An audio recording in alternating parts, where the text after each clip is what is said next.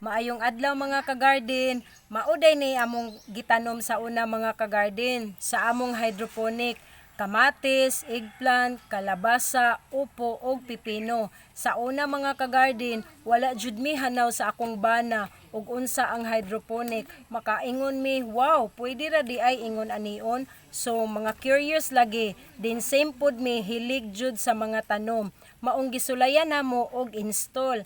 Naningkamot mi og research sa mga fertilizer nga sakto para sa mga tanom. Mao karon gifocus na namo ang pipino kay sa tanan nga among natanom ang pipino maoy gipangita sa mga tawo ug paspas pod ang iyahang income kay gikan sa pagtanom 40 to 50 days maka-harvest naman. Dali raman tuod siya malugnas pero sulit pud kaayo kay daghan man ang mga bunga.